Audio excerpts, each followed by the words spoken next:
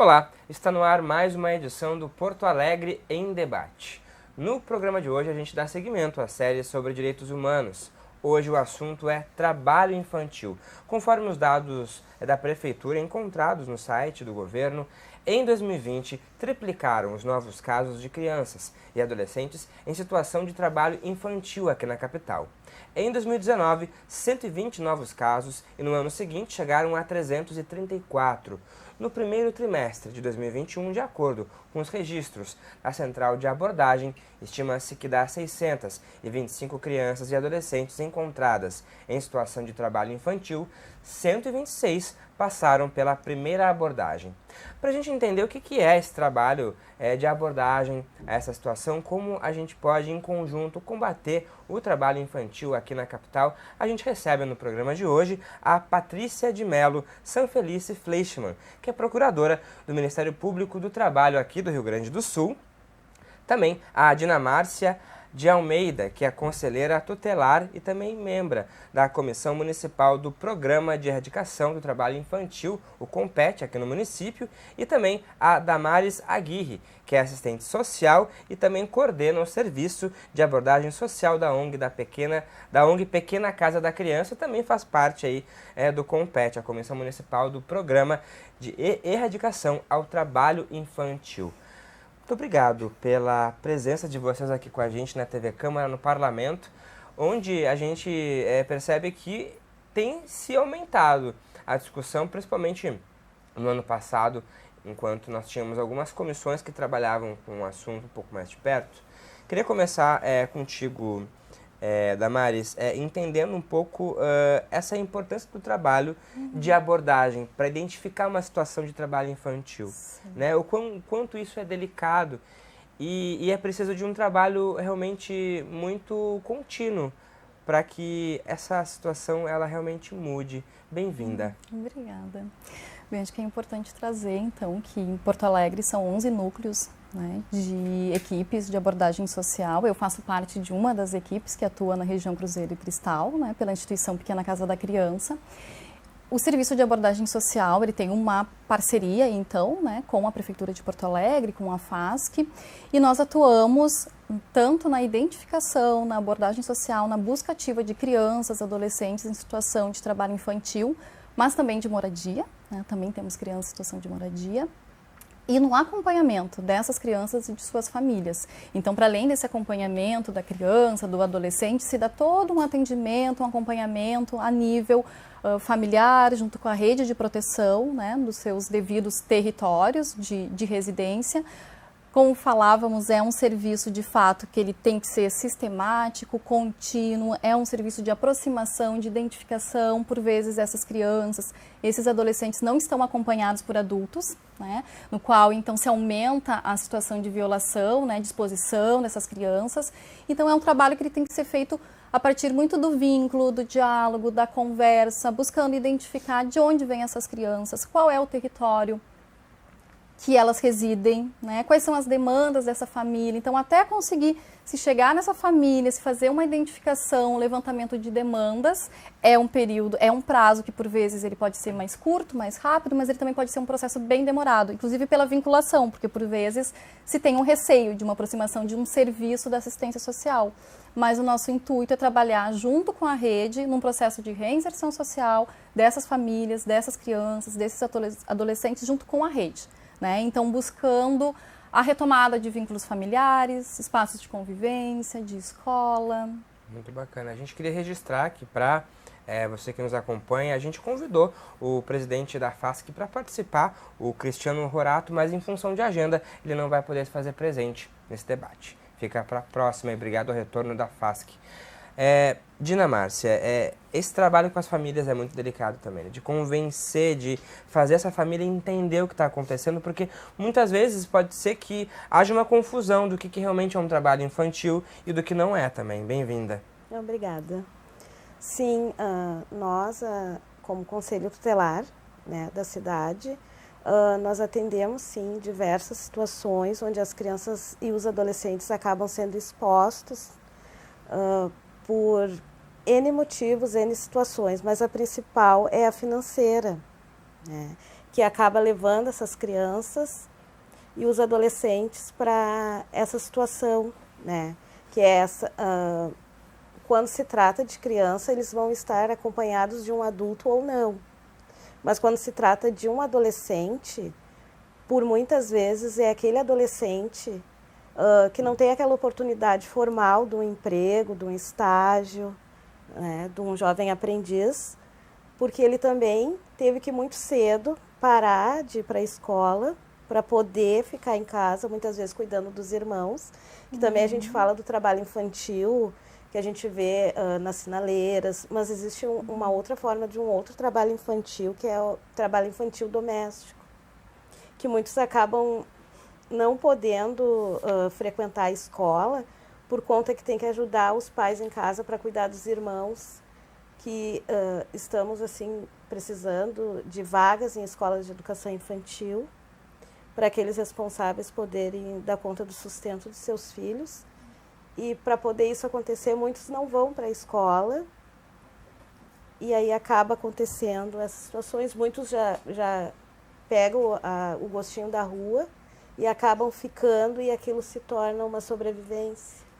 E fica muito difícil de retornar isso depois, porque já estão, né, naquele núcleo ali e permeados por outras questões ali. Procuradora, para a gente tentar entender, bem-vinda, muito obrigado pela presença. O que caracteriza de fato um trabalho infantil e a partir de que idade isso é preocupante? Bem-vinda. Obrigada, Felipe. Bom, o trabalho infantil ele tem uma definição na nossa Constituição Federal. No artigo 7º, ele define no inciso 33, se eu não me engano, que é proibido o trabalho de crianças e adolescentes antes dos 16 anos, salvo na condição de aprendiz a partir dos 14. Ou seja, nós temos na nossa legislação uma proibição absoluta para o trabalho de crianças e adolescentes com menos de 14 anos. Dos 14 aos 16, uma única possibilidade, que é a aprendizagem profissional. A partir dos 16 anos até os 18, o trabalho está permitido, mas não em toda e qualquer atividade. Nós temos ainda algumas restrições, como o trabalho noturno, o trabalho insalubre, o trabalho perigoso, o trabalho que possa prejudicar a formação psicológica, física, moral do adolescente. Então, o trabalho de fato estará plenamente permitido a partir dos 18, que é justamente o período que, pelo nosso Estatuto da Criança e do Adolescente, está se formando a criança e o adolescente, né? Por que a Constituição, por que o legislador constituinte fez essa escolha? Porque no curso desse período, até os 18 anos, compreende-se que nós, o ser humano, né, está num processo mais profundo de sua própria formação física, psicológica, psiquiátrica, e precisa, portanto, de maior proteção. Tanto que nós temos a nossa legislação o princípio da proteção integral à criança e ao adolescente, integral, absoluta e prioritária. E isso é muito importante que nós tenhamos em mente quando pensamos no trabalho infantil, para nós combatermos a, infelizmente, ainda existente tolerância social sobre o tema, como se o trabalho fosse algo positivo para algumas crianças. Na verdade, não é. Toda e qualquer criança que estiver em condição, em situação de trabalho infantil, ela está em vulnerabilidade profunda, ela está sofrendo uma violação dos seus direitos, porque é garantido a eles o direito ao não trabalho, o direito à vivência plena da infância. Então, é bem importante que quando a gente pense nessas determinações normativas, nós tenhamos consciência do porquê, que é para proteger a formação desse sujeito, para que ele possa, no futuro, fazer parte da sociedade de uma forma integral, de uma forma plena, com exercício pleno, inclusive da sua condição de trabalhador, que ele deve ostentar, sim, mas no momento correto. Que muitos falam, até a Dina Márcia comentou sobre a questão do trabalho doméstico, mas muitas crianças ajudam pais com atividades domésticas em casa. O trabalho infantil mesmo é quando tem o uso da força, cobranças. O que caracteriza isso? A gente pensa assim, o trabalho infantil como uma exploração do trabalho. Né? Então, aquela atividade que a criança, ela, como a doutora trouxe, assim, a Dina, né? Aquela atividade que a criança está deixando de estudar, está deixando de ter momentos de lazer para estar fazendo uma atividade de um adulto, numa responsabilidade, numa carga horária que sobrecarrega aquela criança ou aquele adolescente. Então, como já foi dito, assim, o trabalho infantil é uma estratégia de sobrevivência, né? Mas ele não está relacionado também somente ao dinheiro em si. Então, uma criança que está circulando na rua, que está pedindo comida, né? Um bebê de colo, isso é bem importante dizer, porque por vezes gera dúvida, mas um bebê de colo vai estar em trabalho infantil? Sim, um bebê de colo junto com um pai, com uma mãe, com uma avó, em mendicância ou fazendo alguma atividade que seja junto com aquela família, é considerado trabalho infantil. Nossa, porque não ela sabia está... disso. Isso, ela está em exposição, ela está numa relação de trabalho e ela está sendo privada de um espaço protetivo, que são esses espaços de educação infantil, de serviço de convivência, de escola.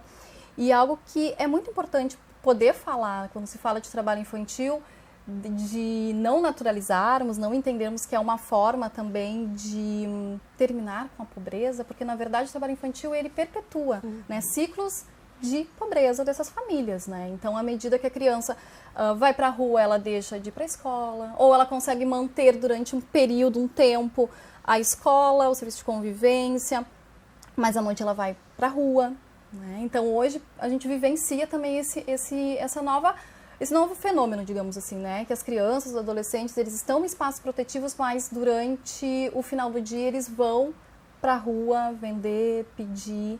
Então, isso que a gente entende como uma exploração do trabalho infantil. Não são esses afazeres domésticos que têm um cunho, digamos assim, educativo. Arrumar a cama, lavar a louça, né? Que também é considerado um tipo de trabalho. Mas Sim. é educativo, é colaborativo, é coletivo junto à família. Até a formação do sujeito também, né? Claro, Para poder ser claro. independente. Tu falavas às vezes sobre essa questão dos bebês, né? Me chamou a atenção. Porque tem muitas ocasiões em que esses pais levam os filhos para trabalhar, enfim, no sinal, na rua, porque não tem com quem deixar a criança. Sim. E aí, que delicado que é isso também, né? Qual seria a alternativa nesse caso aí?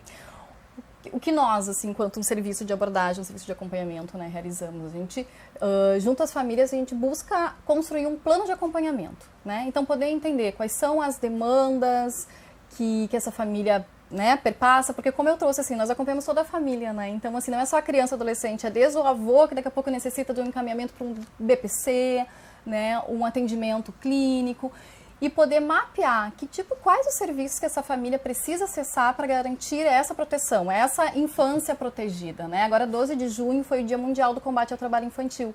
Então, as equipes de Ação Rua estavam na rua realizando várias campanhas, né, mobilização, falando sobre esse tema. E a necessidade da gente garantir acesso aos serviços de proteção, que seria a educação infantil, serviço de convivência, escola, lazer, que por vezes pode passar um pouco despercebido, mas o quanto é importante trabalhar também com a juventude, com os adolescentes, com as crianças, espaços de lazer, Acho que espaços mostrar culturais. opções, realmente, que existem outras opções para além daquelas, porque eu fico pensando para ti que acompanha a tua micro-região ali, o quanto esse trabalho ele é complicado também. Eu queria que tu relatasse para a gente um pouco como é que é a tua região ali, que tu acolhe esse diálogo com as famílias. Ainda é muito difícil? É bem difícil, né? Porque é transgeracional, né? Vem de família e eles naturalizam, né? Melhor estar fazendo esse tipo de trabalho, porque traz um retorno positivo para a família. Ele foi para o sinal e ele conseguiu e comprou um caderno. Ele pode ir para a escola. Mas isso a gente tenta colocar assim para as famílias que é benéfico, mas não neste momento. Porque ele é uma criança, é um adolescente que, neste momento, quem tem que fazer essa proteção são os responsáveis. E o próprio poder público, com as políticas públicas, né, que existe. Então, tem serviços de convivência, nós podemos encaminharmos para o CRAS, que é onde acontecem as equipes de abordagem também no nosso território. É bem atuante, tanto que tem situações que é pós-horário, não é no horário que as equipes estão nos territórios. Porque as famílias estão assim, eles estão direitinho na escola, no serviço de convivência, mas pós o horário as equipes funcionam. Mas aí tem que fazer todo aquele trabalho, não digo que seja um retrabalho, mas aquela família que foi abordada, ela já está em acompanhamento. Porque é bem delicada a situação, das próprias famílias entenderem que é uma exposição, que é uma situação de risco, que, quando os filhos podem estar junto com o seu responsável, mas naquela situação eles continuam em risco. Então é isso que nós queremos levar assim, para a comunidade, para a sociedade no geral, de que essa situação é preocupante porque coloca as crianças em situação de risco. Muitas situações assim que, se nós ficarmos, nós vamos trazer N's, mas não é isso. Neste momento o que a gente quer é a conscientização para não naturalizar, para quando a sociedade vê uma criança, um adolescente, ligue para a abordagem. Porque isso é importante, porque a gente também traz políticas públicas com essas denúncias. Dina Márcia, uma curiosidade, assim, até para fins de entendimento, porque o que se quer, na verdade, é fortalecer os vínculos com as famílias, né?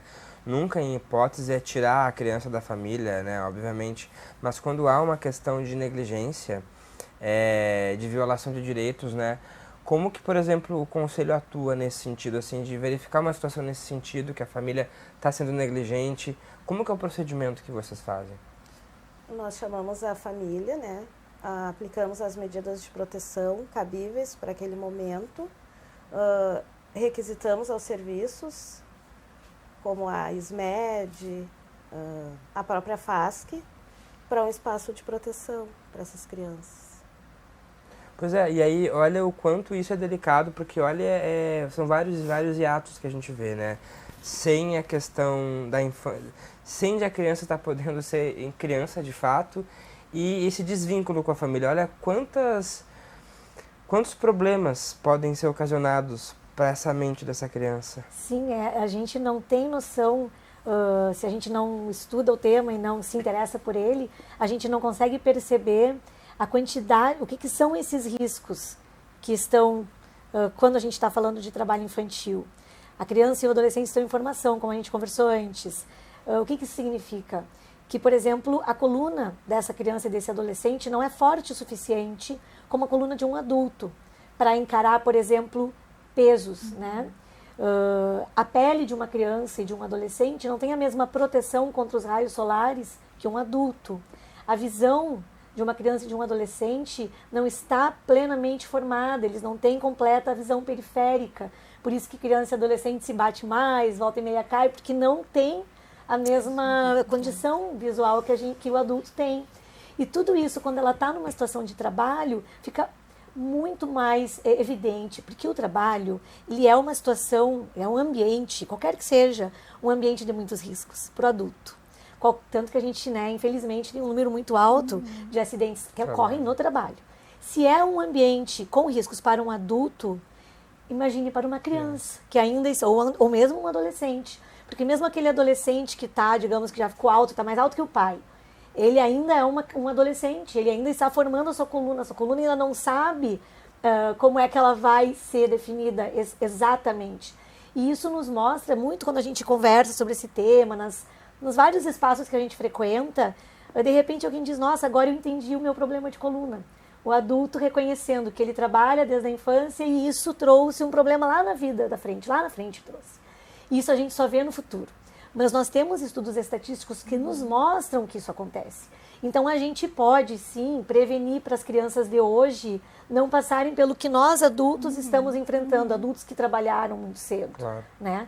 Então isso, tudo que a gente está conversando é para despertar justamente essa consciência que a gente precisa que a sociedade construa de proteção da criança e do adolescente também contra o trabalho infantil, porque é uma violação dos seus direitos.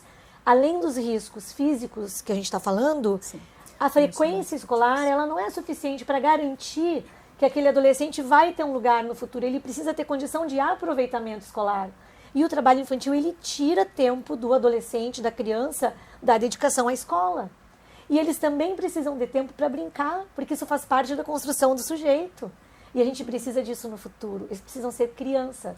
E identificar dessas situações de trabalho infantil, claro que depende de quem que está por trás aí, há algumas sanções e penalizações. Sim, No caso do Ministério Público do Trabalho, que é a instituição que eu estou aqui representando, nós agimos investigando todas as situações onde houver um explorador dessa mão de obra. Então, um empregador, em tese, né? Não chamamos empregador porque não é uma situação lícita, porque o trabalho infantil é proibido. Mas nós também podemos atuar aí num sentido mais proativo, promocional, mesmo quando a gente não identifica esse explorador, porque é um problema conjuntural, é um problema que muitas vezes não tem alguém ou só uma pessoa por trás. A gente observa isso como um problema justamente porque decorre da vulnerabilidade social. Então, as crianças que estão nas ruas, por exemplo, elas também estão em situação de trabalho infantil. Talvez não haja um explorador específico, mas elas estão vulneráveis por conta da pobreza extrema que estão vivenciando. Então, a gente atua junto aos órgãos da rede de proteção, buscando um fortalecimento dessa rede, buscando que a gestão municipal se comprometa cada vez mais com o tema, colocando esse tema no orçamento, porque todas as políticas públicas precisam de orçamento para acontecerem. A gente precisa, para a construção de espaços de convivência, de orçamento. Então, a gente precisa que a gestão esteja, de fato, comprometida com a proteção da infância. E, claro, quando houver uma situação de negligência, uma situação realmente em que se verifique que há um abuso do poder parental, aí nós provavelmente teremos que acionar o Ministério Público do Estado, que vai ser o responsável por avaliar essa situação. Sobre essa situação, antes de passar para você, só para esclarecer, o trabalho direto do MP, né, do trabalho, muitas investigações estão em curso aí, vocês perceberam que aumentaram? Infelizmente, nós não temos um número de investigações que represente a realidade que a gente vive, porque muitas vezes essas denúncias não nos chegam. E isso muitas vezes vem do fato de que a sociedade aceita que a criança esteja trabalhando. Ela enxerga aquela situação como a melhor, como a saída para aquela criança. Ou se ela não estiver trabalhando, ela vai estar roubando. Mas ela poderia estar na escola. Ela poderia estar protegida se nós, membros da sociedade, exercêssemos a nossa responsabilidade com aquela criança. Então, o Ministério Público do Trabalho tem investigações em curso, muitas, chegam denúncias, mas elas não correspondem ao que a realidade nos mostra. Porque, segundo as pesquisas que nós temos, que são defasadas, como nós sabemos, nós teríamos algo em torno de 1.800.000 crianças em situação de trabalho infantil no Brasil. E nós não temos nem perto desse número de investigações. Então, é claro que nós temos uma atuação investigativa aquém daquela que seria possível. Porém, nós não temos como agir se a sociedade não nos demandar. Então, eu falo isso justamente para que sejam usados os nossos canais de denúncia. Que pela internet, muito facilmente, qualquer pessoa pode denunciar, trazendo a situação de irregularidade, se possível, trazendo todos os elementos que nos permitam chegar até essa situação, para que a gente possa fazer o nosso trabalho investigativo. Pois que complexo é isso mesmo, assim, e a gente consegue entender agora o quanto é um trabalho que demora, porque para se fazer mudar uma cultura, tem que ter a participação de todos, envolver uma rede mesmo de proteção, né?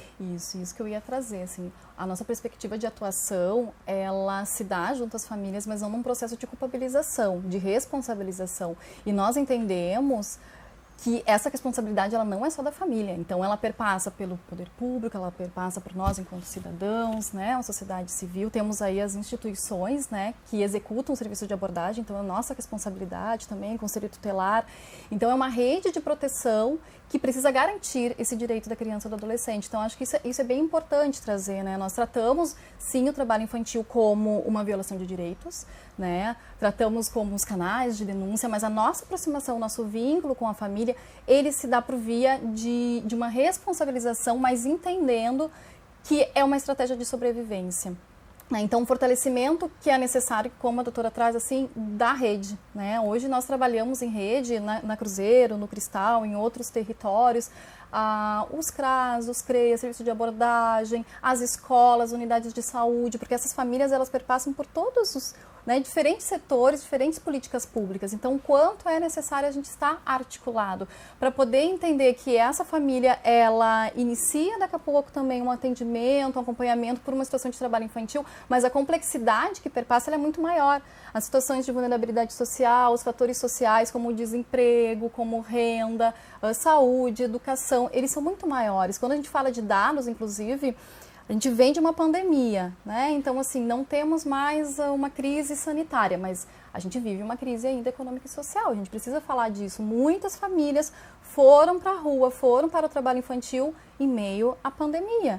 Famílias retornaram ao trabalho infantil em meio à pandemia. Então, ainda existe um impacto social muito grande. E por isso, esse olhar de aumento da situação de trabalho infantil. É um olhar que, por mais que a gente não tenha, né, um dado atualizado, né, como a doutora trouxe, a gente sai para a rua, a gente percebe isso, né? Percebe o aumento dessas crianças, situações de venda no ônibus, que, né, já não víamos mais.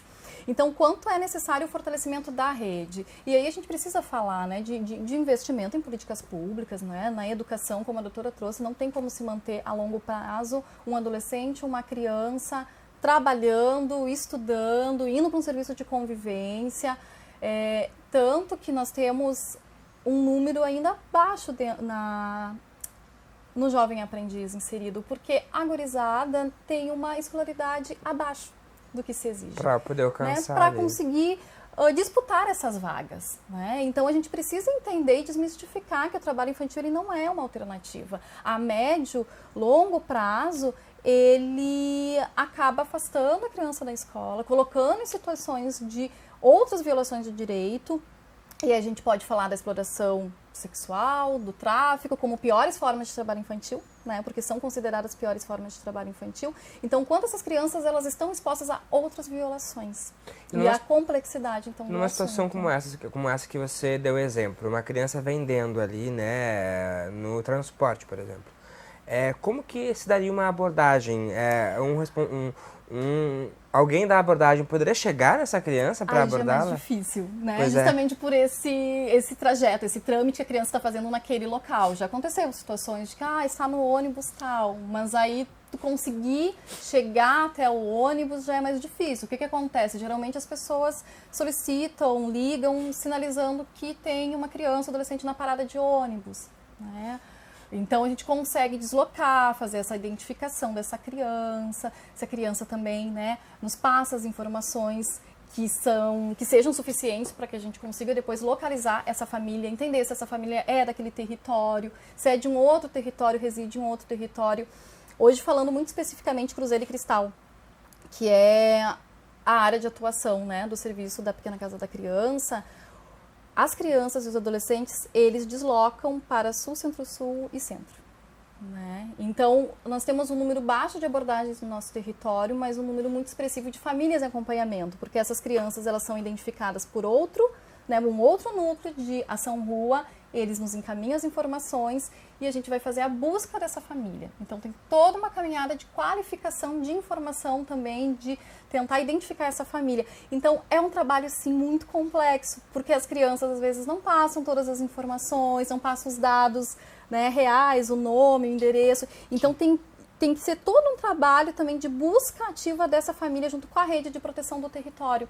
Então, as redes o tempo inteiro elas estão conversando, estão se articulando para identificar e tentar, né, inserir essa família num espaço num atendimento social e, posteriormente, né, em espaços de proteção, fazer esse trabalho de acompanhamento. Dinamarcia, eu sei que, né, tu não faz a abordagem necessariamente, né, mas eu queria que tu comentasse isso também e o que é mais difícil nesse diálogo, porque ouvindo um pouco o que a Damares trouxe, o quão difícil é poder dialogar com essa criança para poder entrar nesse mundo e poder ajudá-lo. O que é mais difícil nesse diálogo que tu entende? Primeiramente, assim, com esse diálogo, nós não chegamos assim direto a abordar com a criança. É sempre com o responsável dela, tá? E trazendo esse gancho que a Damari traz, eu acho que o poder público deve divulgar mais situações de trabalho infantil nos próprios coletivos dos ônibus, né, da cidade, né, informando que é proibido venda de balas por essas crianças dentro dos ônibus, dentro dos coletivos. Porque a sociedade, voltamos, que a sociedade naturaliza, acho que é natural isso acontecer. Então, aquela criança que vai tentar adentrar dentro do ônibus para fazer a sua venda. Alguém tem que dizer não, não pode entrar aqui porque é proibido. Com um diálogo assim bem para a criança. Para ela poder entender. Para ela poder E entender. não se sentir acuada não também. se sentir acuada, nem se sentir com medo. E também não se sentir que ela não é pertencente àquele local. Sim. Então, pós-pandemia tem muitas situações, como eu disse a Damares. A pandemia, agora que está surgindo, pós-pandemia, né, a situação de trabalho infantil é uma pontinha do iceberg. É a pontinha. Por quê? Não vamos culpar os responsáveis, não é isso. O nosso trabalho não é achar culpado, que é a mãe, o pai, o responsável daquela criança ou daquele adolescente. Não é o nosso trabalho fazer isso, não é o nosso papel. Apontar, chamar para a mãe como uma aplicação de medida de proteção. Olha, nós vamos encaminhar o conselho tutelar. Todos os casos devem ser encaminhados ao conselho tutelar. Mas para o conselho tutelar poder cobrar do poder público mais vagas na escola de educação infantil, mais vagas em serviços de convivência, é para isso. E como é que é o relato dessa mãe, assim? Ela realmente verbaliza, eu não sabia, ou eu preciso que ele me ajude em casa. Fala. É por aí. É assim.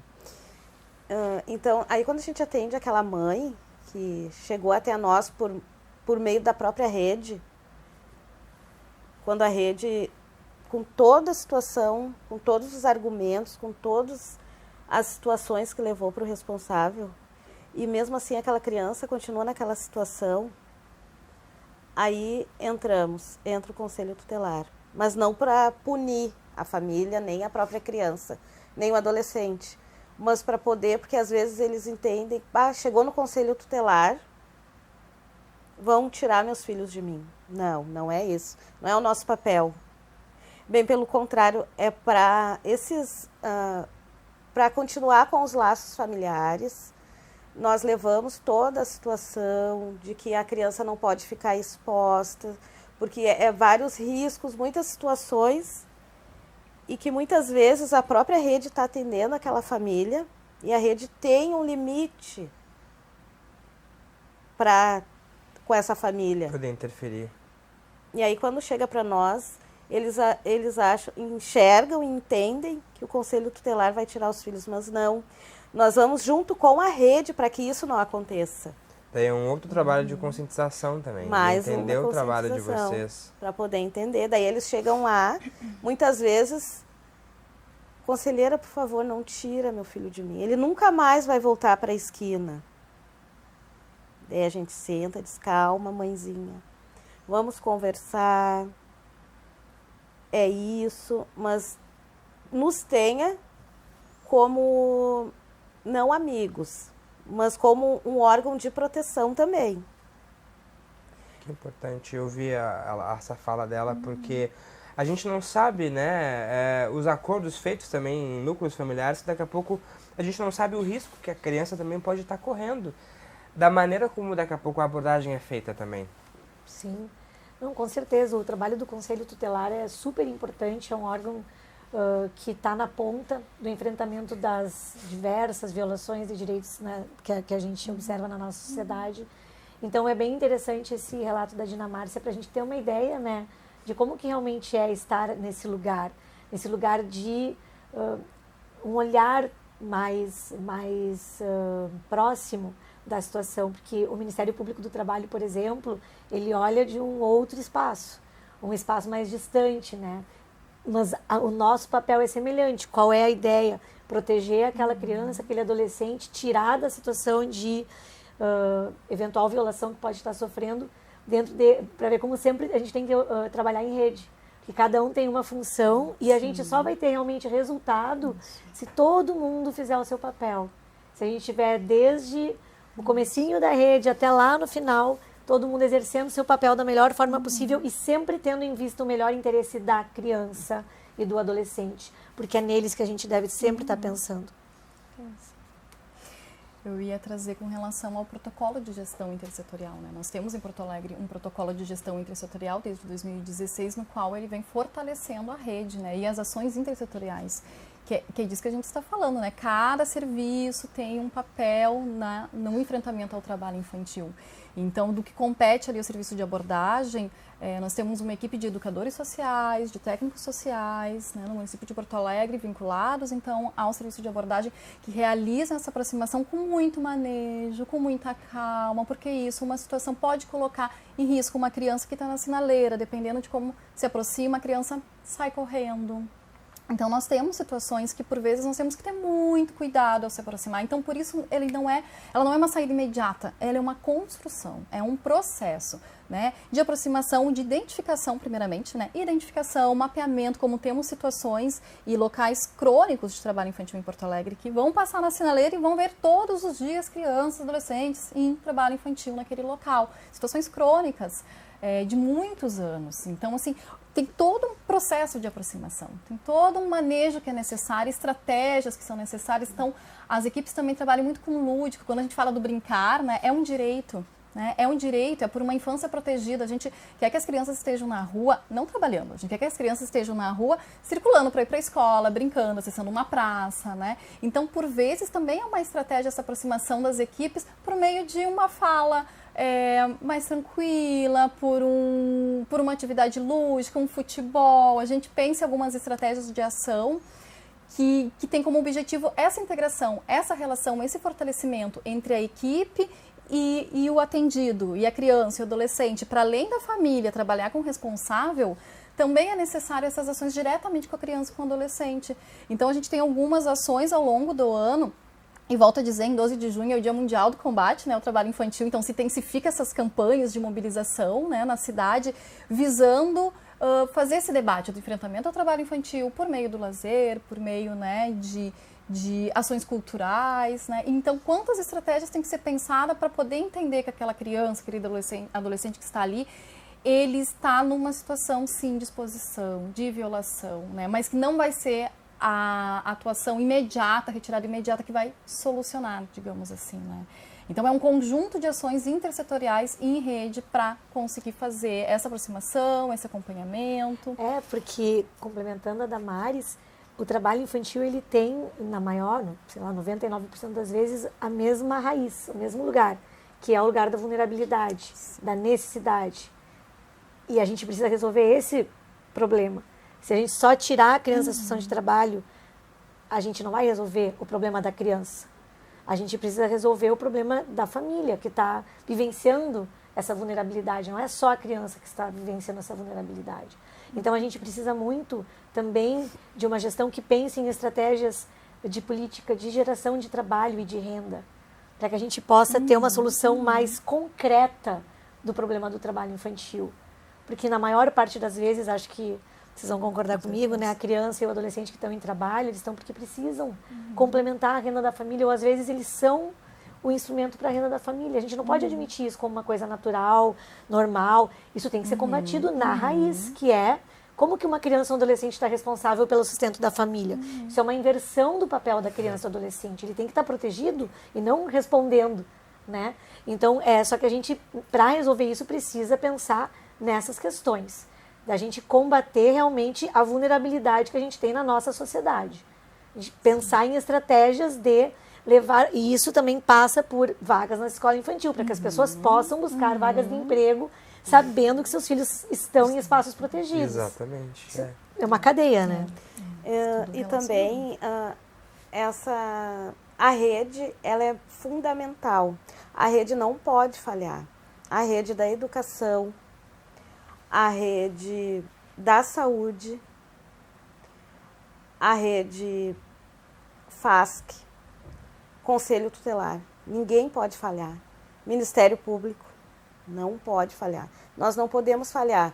Porque se essa rede, vamos imaginar uma rede mesmo, se tiver um furo, se perdeu alguma coisa ali. E nesse furo, o que nós vamos perder são crianças e adolescentes. Então, nós precisamos que essa rede ela funcione. Lá na escola, quando a criança, com 5 faltas consecutivas, injustificável, é para abrir uma FICAI, uma ficha de comunicação do aluno infrequente. Seja ela lá na educação infantil também já se faz uma. Então, faz essa FICAI, comunica, essa comunicação ela é muito importante, né? Comunica, faz a busca ativa dessa criança, desse aluno, agora falando que é a escola, do aluno, não conseguiu saber onde é que está essa criança ou esse adolescente, a rede é fundamental. Então, faz contato com o CRAS, faz contato com o posto de saúde, faz contato, depois de esgotar todos esses recursos, com o Conselho Tutelar. Que nós precisamos, eu volto a dizer, parece que eu estou repetindo muita coisa, mas precisamos sim que o gestor tenha um olhar para a criança e adolescente, que é uma pasta muito importante, que é o futuro de tudo, começa pela criança e pelo adolescente. Então, Felipe, é uma pauta, um tema assim, bem importante, bem pertinente. E nós estamos aqui hoje porque nós estamos sim preocupados. Nós lutamos por isso. É a nossa pasta de atuação, criança e adolescente. E ela tem este tema também, que é a erradicação ao trabalho infantil. É muito importante ouvir vocês, porque aí eu ia perguntar sobre essas estratégias, né?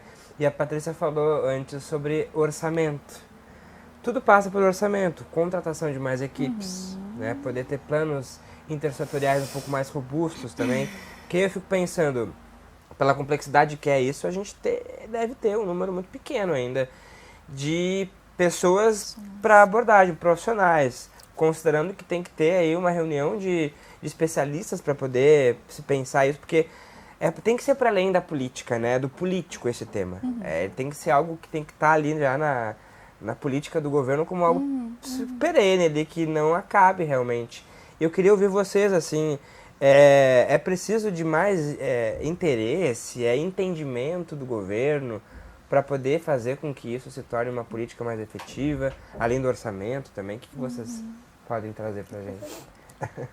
Não, o que eu acho é que, assim, toda gestão, ela se pauta por suas prioridades, né? Porque a gente não pode fazer tudo. A gente coloca uma escala de prioridades naquilo que a gente vai atender. A criança e o adolescente tem que estar na ponta primeira dessa escala. Primeiro porque é uma determinação constitucional. Nossa legislação dita isso, diz que criança e adolescente é prioritário. Proteção, integridade, o princípio da proteção integral, absoluta e prioritária. Então, a gente precisa sair da norma e ir para a concretude do fato. E isso depende de um compromisso da gestão. A gestão municipal, que é onde as coisas acontecem, ela precisa colocar essa pauta como uma pauta prioritária, para que a gente possa, então, ter orçamento, ter pessoas pensando estratégias, para que a gente possa ter realmente condições de colocar em prática tudo isso que a gente fala. E para que a gente possa começar a combater, e aqui em Porto Alegre a gente tem realmente gargalos muito importantes, combater essas situações crônicas de trabalho infantil que a gente observa. É uma cidade que já está num caminho importante, já teve uma consolidação de estruturas, né, ao longo dos últimos anos, mas que pode sim ampliar essa luta, esse caminho pode ser mais vigoroso e a gente consegue melhores resultados se a gente tiver isso como uma pauta prioritária. E a Câmara também ajuda muito quando ela também leva isso em consideração. Entende a prioridade da criança e do adolescente, se pauta por isso e coloca isso na votação, né, no resultado da votação. E poder ter mais parcerias, como que a prefeitura tem com vocês também da casa, e poder oferecer o que vocês oferecem de trabalho também. Queria que tu pudesse comentar um pouco o que a ONG oferece para as crianças. Mais uma opção, realmente, né? A instituição Pequena Casa da Criança, ela está situada no Partenon. Mas a nossa área de atuação é Cruzeiro e Cristal. Então, a Ação Rua da Pequena Casa da Criança atende na região Cruzeiro e Cristal. Então, nossa rede de proteção são essas duas regiões. Então, as escolas, os serviços de convivência, essas parcerias a gente busca com as redes, as instituições que atuam nessas regiões. É uma situação mais atípica, assim, né? Geralmente, as instituições atendem a localidade que estão situadas, né? Então, mas hoje, o que o Ação Rua faz? O Ação Rua, ele faz essa articulação com as escolas, inserção de matrícula, né, de rematrícula. Por vezes as famílias não conseguem fazer essa caminhada sozinhas. A gente teve um momento da pandemia que foi muito necessário digital, né, as matrículas eram digitais, tinha que entrar pela internet. As equipes de Ação Rua fizeram toda essa, né, esse apoio, deram esse suporte para as famílias, esse acompanhamento também para a busca de vagas na educação infantil, para manter as suas vacinações em dia. Parece algo, né, tão básico, mas nós temos famílias com crianças de 5, 6 anos que não têm vacinação básica efetuada. Então, ele é um trabalho que ele se dá, de fato, assim, junto às famílias, nesse suporte de garantia de direitos. Ele é um serviço que ele ajuda a mediar o acesso a outras políticas públicas. Né? A própria questão da busca, como a gente fala muito da renda, né? A gente está falando das crianças e dos adolescentes, mas tem os adultos. Como é que a gente pensa, né? Retorno à escola, busca por emprego, desde um currículo. Né?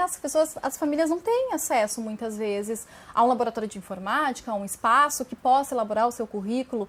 Então, o serviço de abordagem da Pequena Casa, assim como outras equipes também, né, como eu trouxe, assim, são 11 núcleos, né, que atuam no território de Porto Alegre, realizam esse acompanhamento das famílias, buscando essa inserção social, fortalecendo essas famílias e trabalhando nessa perspectiva de mediação de direitos. Então, quando a doutora traz, né, da importância do investimento, né, das políticas públicas, de ser uma pauta prioritária, porque o serviço ele identifica, né, ele acompanha, mas ele precisa encaminhar, ele precisa, né, reinserir essas famílias, essa criança, esse adolescente em espaços de educacionais, protetivos. Pois é, nessa reinserção, assim, a ONG consegue oferecer algumas atividades para essas crianças, como trabalhos também, no sentido, não no trabalho, né, que a gente está falando, né? Sim, ensino-aprendizagem, realmente. A né? instituição Pequena Casa da Criança, sim, ela atuando no Partenon, né? Ela atua no Partenon. Ali tem uma outra equipe, um outro núcleo que também atua com, né, focado na abordagem, no acompanhamento. Então, eles têm vagas, né, voltados a jovens aprendizes,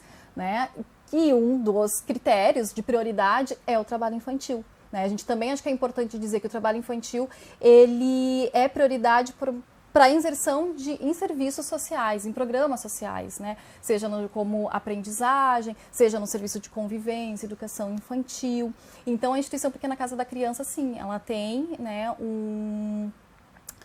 uma capacitação para esses jovens, mas, né, focado mais no território ali do Partenon. Nós, como atuamos na Cruzeiro e no Cristal, a gente busca nossa rede de proteção por esses serviços, né? A instituição, sim, a instituição tem serviço de convivência, tem escola, né? E a prioridade, sim, são para casos identificados de trabalho infantil, com certeza. E para ti, tu mencionaste aí pra gente agora, né, da importância da saúde não falhar, da educação não falhar, mas o que pode melhorar aí para ti que está na ponta também trabalhando? O que pode melhorar é a gestão. O gestor tem que ter esse olhar, tem que ser prioridade,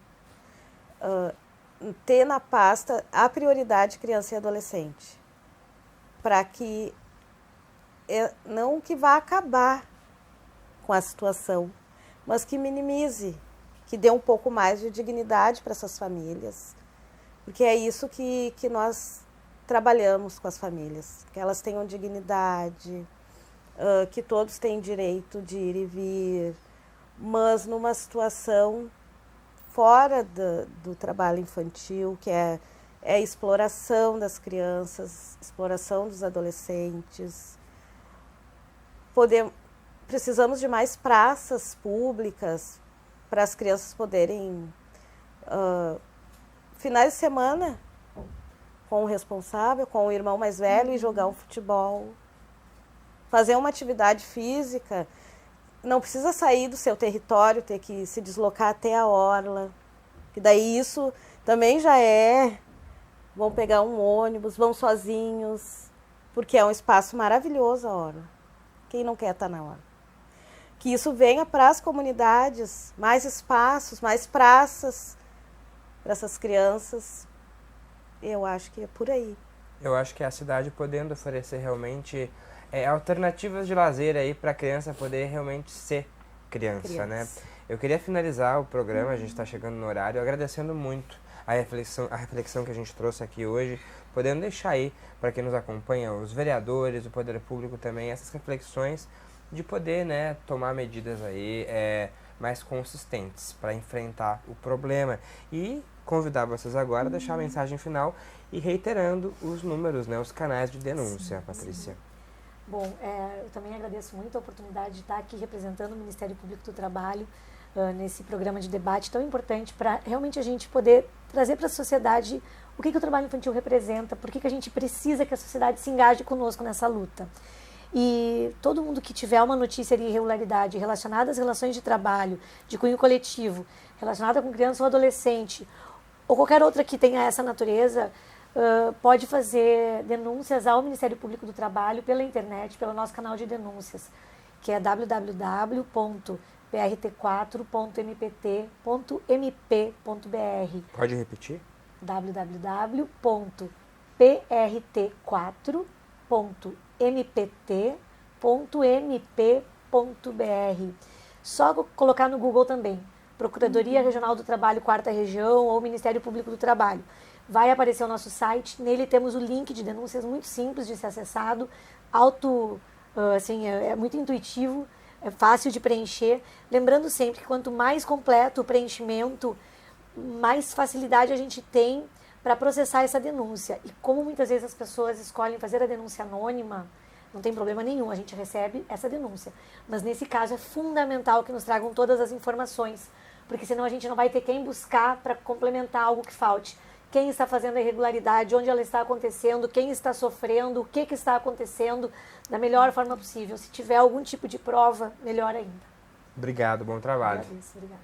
Por favor. Bom, também quero agradecer a oportunidade, né? Reforçar, então, os números para ligarem, né, para a central de abordagem. Pode ser pela opção 156-7 ou então a central de abordagem, o número 3289-4994.